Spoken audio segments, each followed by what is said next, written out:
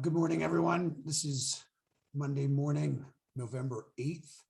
Our note this week was titled Credibility. It was released on the 6th. It's as you would expect after finally getting to the Fed tapering. It's heavily focused on the Fed and the policy outlook, in particular for early 2022.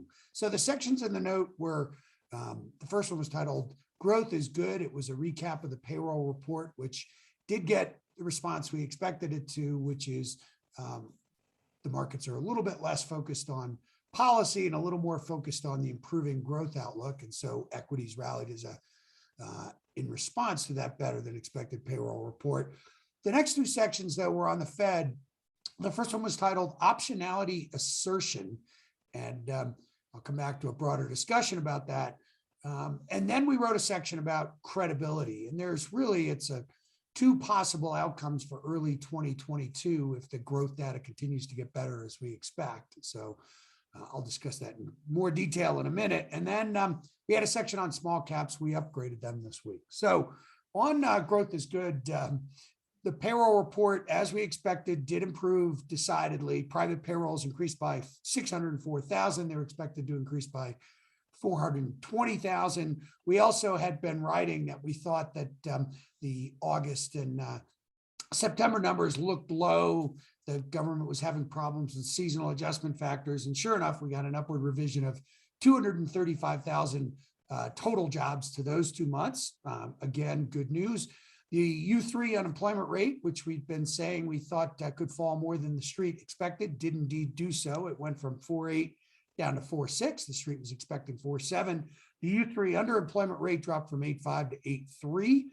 All good news. The aggregate participation number actually ticked down, though, from 61.7 to 61.6.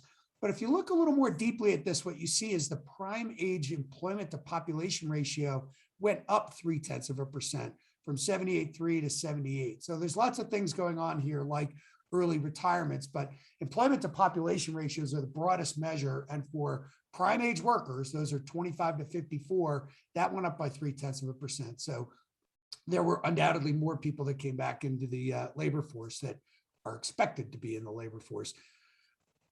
Nonetheless, the labor market is decidedly tight, as evidenced by the most important measure of all this, which is wages, right? So the non-supervisory average hourly earnings series went to 5.76 from 5.53. And using a 2-year stack, we've been following the manufacturing sector. Those wages are up to 5.5, and the services sector, those are up to 4.8. Just as this broader idea that we are going to restructure global supply chains. We were already getting upward pressure on manufacturing wages. In other words, China wasn't asserting the downward pressure on wages that it was doing so back in the 2000s and even in the 2010s. So the wage momentum is quite strong. Bottom line here, though, again, as I said, is the outlook for the equity market between now and the end of the year is pretty favorable. The combination of seasonality and improving growth outlook should offset any policy-related concerns. So on to the Fed. We've talked a lot about these Fed policy normalization-related corrections. Typically, you get one when the Fed tries to normalize policy. It was one per cycle all the way through the 2000s. They averaged roughly 8%. Last cycle, we had 8 of them. And the question we initially asked in the note this week was the September 6% pullback combined with a 3% increase in the dollar index and a pretty good repricing in the bond market, was that the first and perhaps even only Fed policy normalization related correction of the cycle? We think, yeah, it probably was. It was that.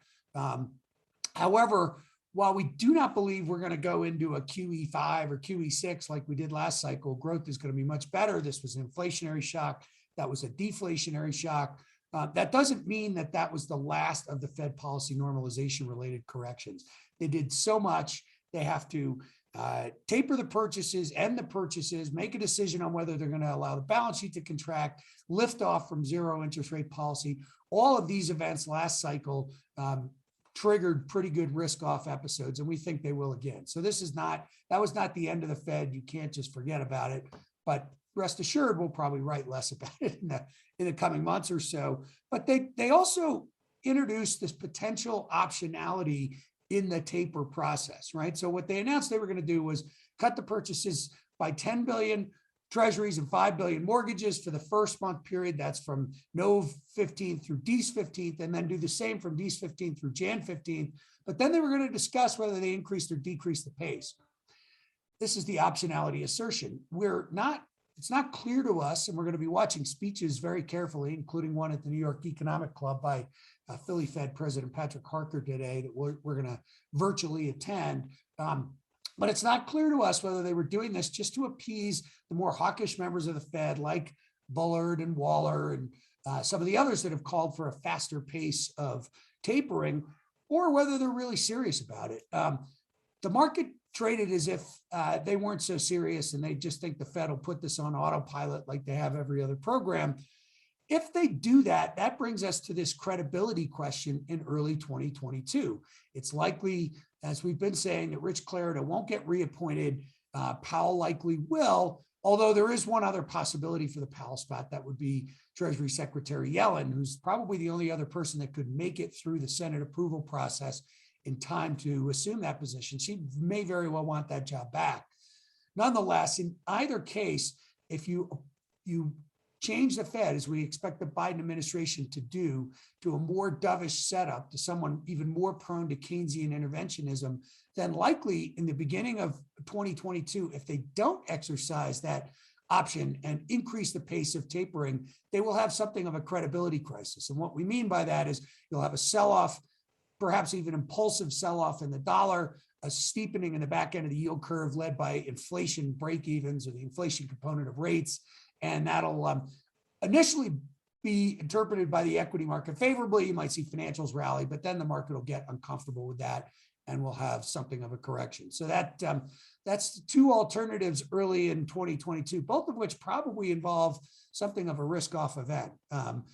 Not the bottom line here is when you then go through and you look at the cut in Treasury issuance of longer-term coupon securities, which roughly equates to the reduction in Fed purchases, but combined with a $300 to $400 billion increase in Treasury bill issuance in the coming months, it's likely liquidity is going to be much tighter in the first half of 2022 than it was in 2021. A lot of that liquidity is just sitting in the banking system. Yes, bank loan demand is increasing, but it could be enough on the margin to trigger a risk-off event. So that is, at this point, we think probably a likely outcome in early 2022 is that we get one of these risk-off events. So moving on from the Fed to thinking a little bit about small caps, we went back and got some FAMA French data and looked at small cap, or the bottom quintile of capitalization versus the top quintile, all the way back to the late 20s, quite frankly. You can see the chart. But what you notice is there was a long period of consolidation through the 50s and early 60s, like we had over the last decade and a half. And then during the great inflation of the late 60s and 70s, small caps absolutely took off. And so that we'd been suspecting was the case before we looked through this data.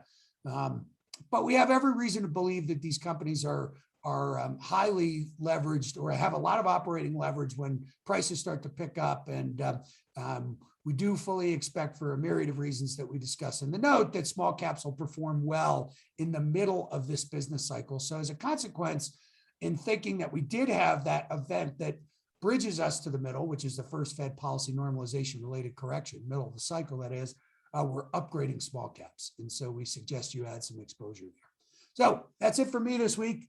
Barry Knapp, Ironsides Macroeconomics. Have a good week, everyone. We'll have probably a more extensive note out this week.